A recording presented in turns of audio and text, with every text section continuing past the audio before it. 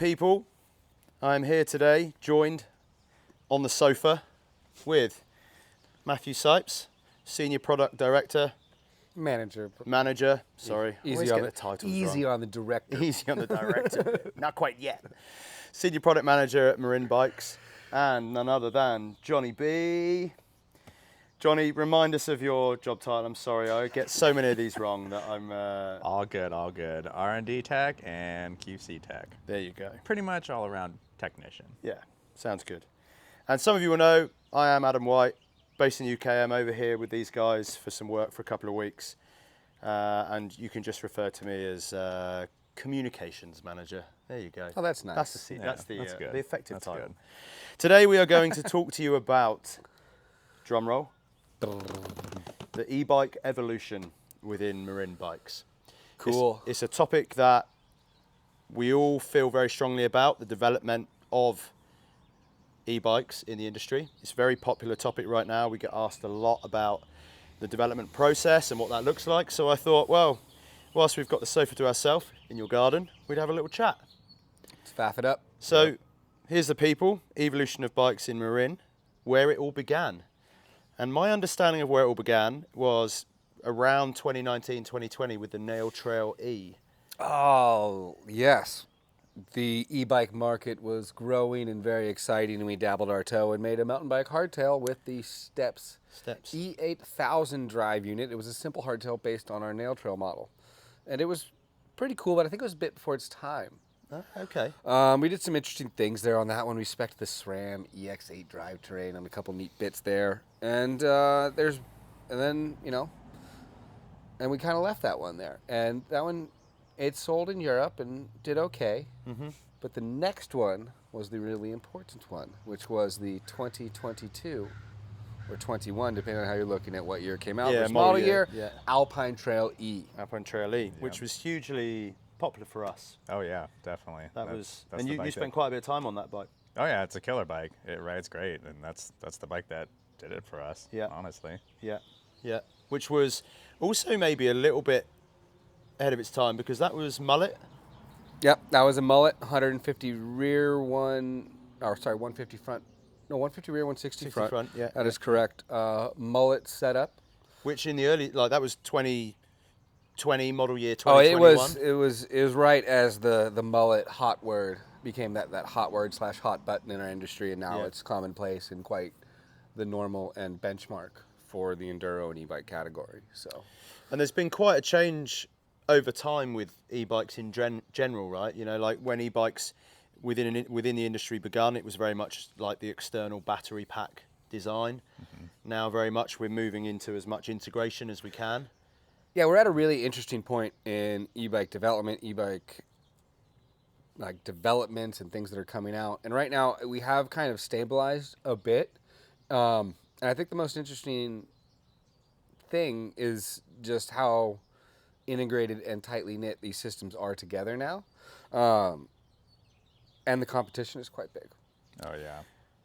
They're everywhere. The competition is huge, right? Oh yeah, everybody's doing it. We're all challenged on this, of course. And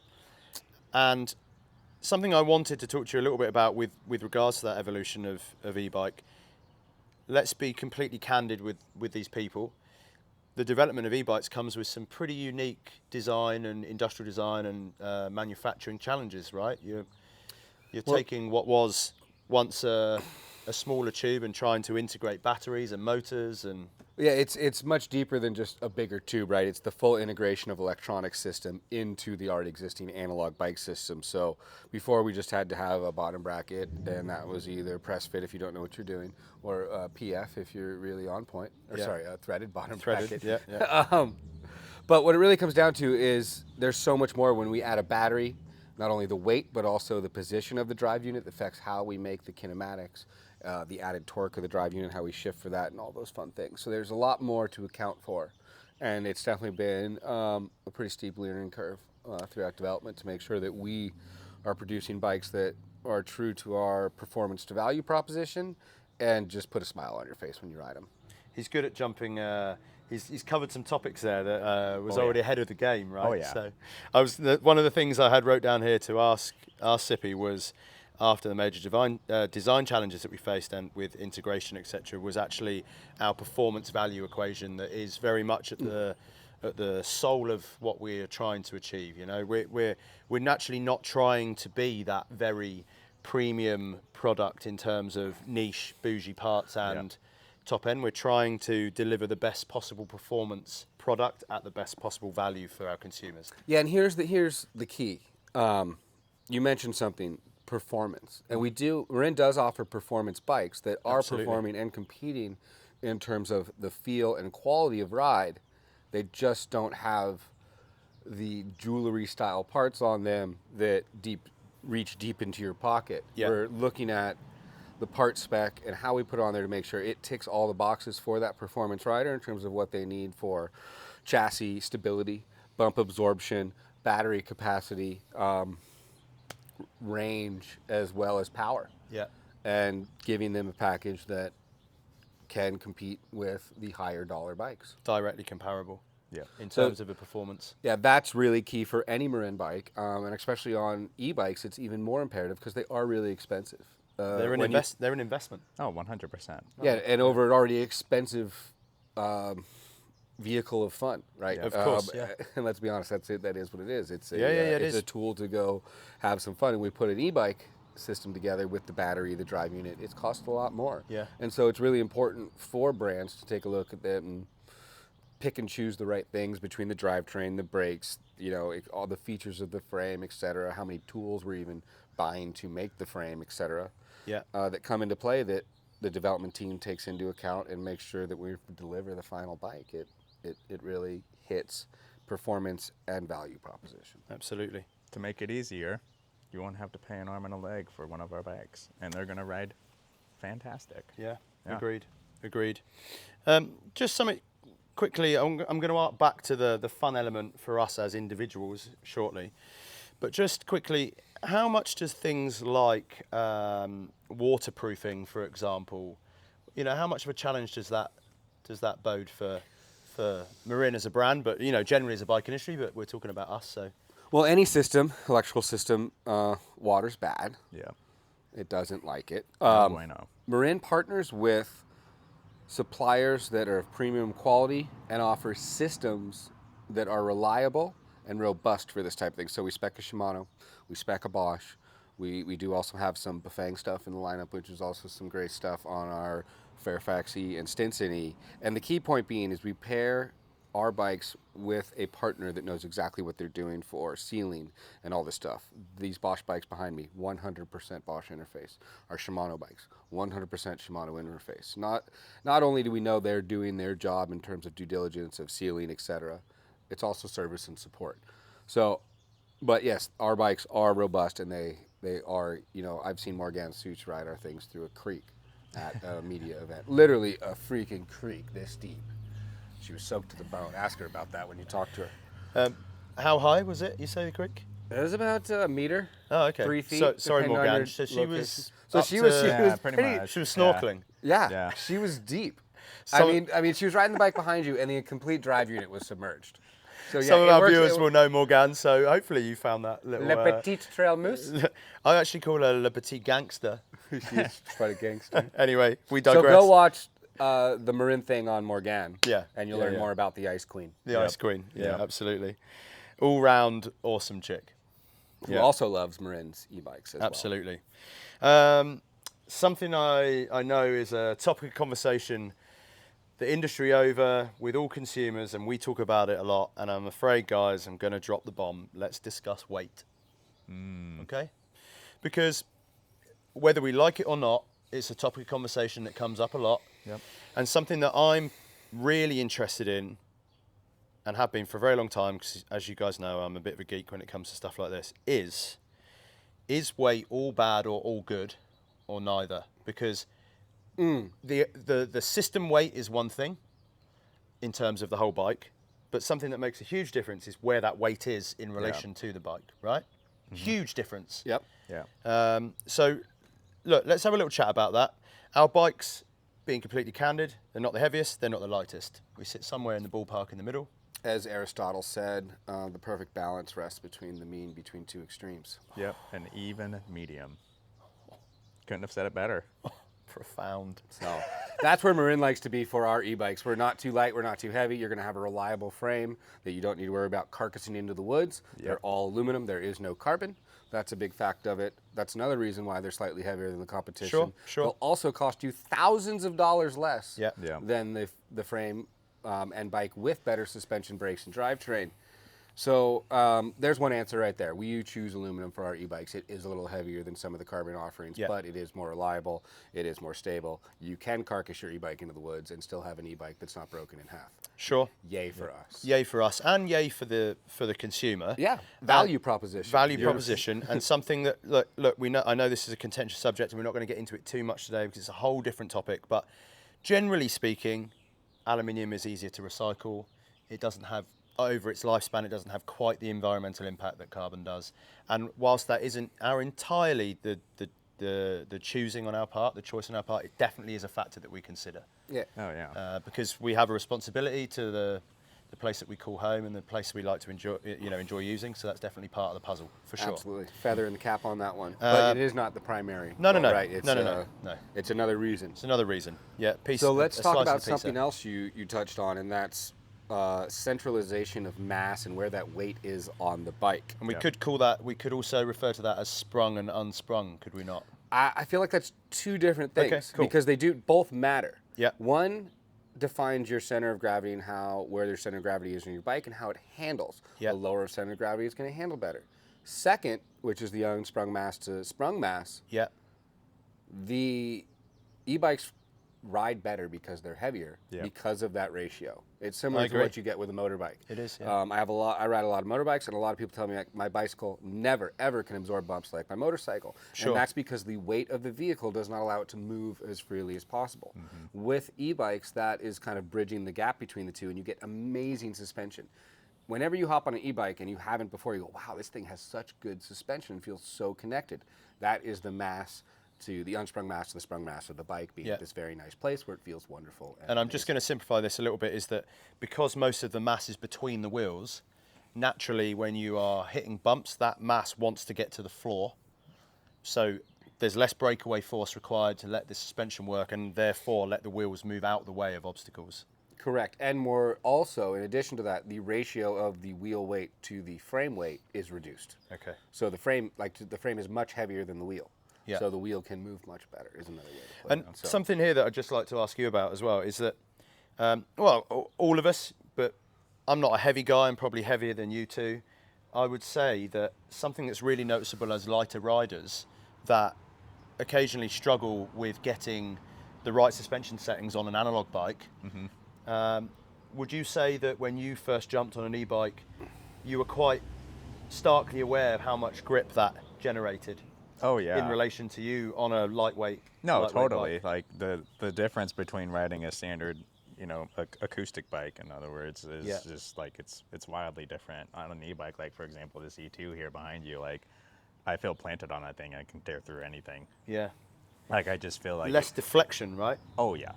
Like that thing Fair. absorbs a lot. Yeah. And it's damn comfortable. well, I think you should tune into the suspension element of our seminar we will do, or video we will have to do. Yes. It talks about Yeah.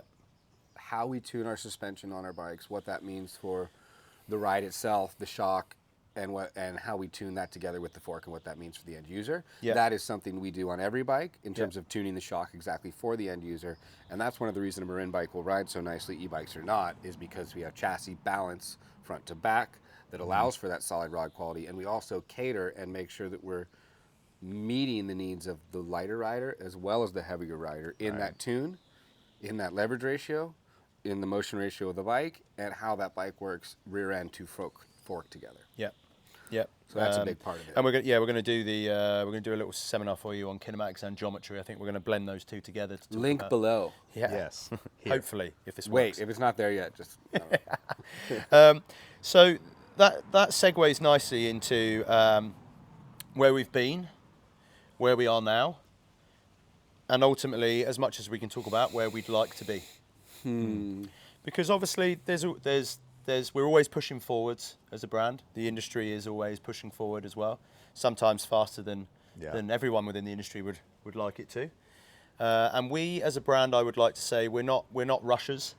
We ultimately want to bring the best possible product to the consumer, and if that takes a little bit longer for us to bring that product to market, then that is something that we've had to do previously, right? Well, we are a small company. We're limited in our engineering resources and what we can pull off, and we bite one chunk off at a time. The e-bikes we have now are Alpine Trail E1 and E2 with the Bosch Gen 4 system. The 750 is a great full power e-bike, and our Riftzone E-Lite is what we call our lightweight e-bike.